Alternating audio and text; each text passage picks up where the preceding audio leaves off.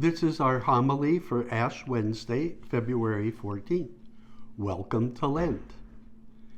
A man took his young son to a baseball game the day after Ash Wednesday. While they were sitting there, he asked the boy what he was giving up for Lent. The boy replied, "I don't know, Dad. What are you going to give up?" His father said, "I've thought about this a lot and decided to give up liquor."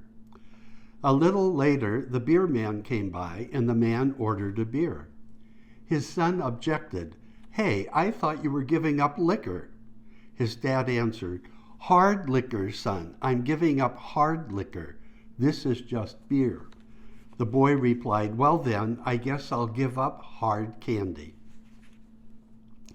I basically use the same homily every Ash Wednesday, though I change the joke now and then, but I think it says what needs to be said. We have to make sure that we are really growing spiritually and not just giving up hard liquor or candy. The origins of Ash Wednesday are interesting. The church tended to take over pagan feasts or celebrations and Christianize them. For example, the feast of the sun god became Christmas.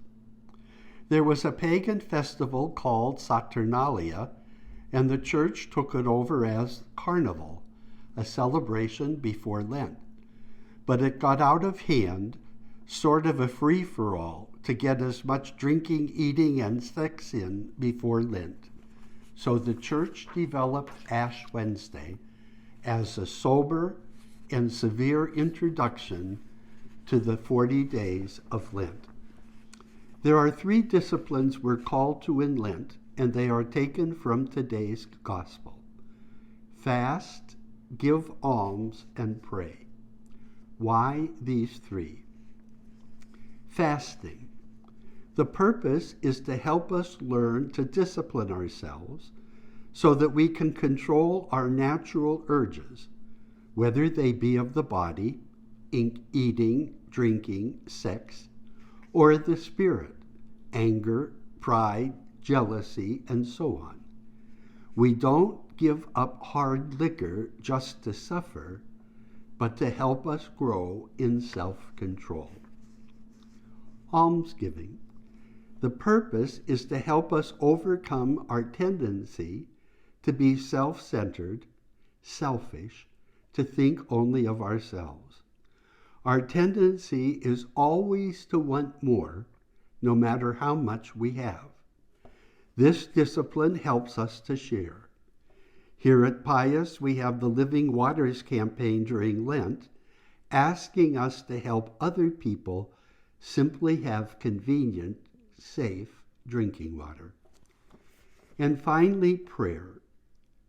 Discipline and sharing are very, very difficult for us as human beings because of how we are wired. We need the help of the Lord to be able to live our lives as Jesus lived his. And so we are asked to strengthen our relationship with the Lord through prayer and quiet time with the Lord. I had to smile to myself at something Pope Francis said once when he was in a parish in Rome, and that is, "Do I let Jesus preach to me, help me, or do I know everything?" And of course, all 3 of these have the final goal of helping us to bring Jesus' love to all we meet. So the reflection I invite us to as we begin Lent: what do I need most in my spiritual life right now? Do I need to spend more quiet time with the Lord? Do I need more control over my appetites and emotions? Do I need to think of others more? When I celebrate the Lord's resurrection on Holy Saturday evening, what one change would I like to see in my life? And how can I make that change happen? A very specific plan of action.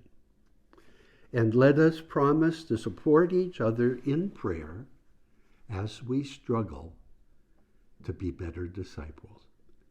God bless, and may you have a spiritually fulfilling Lent.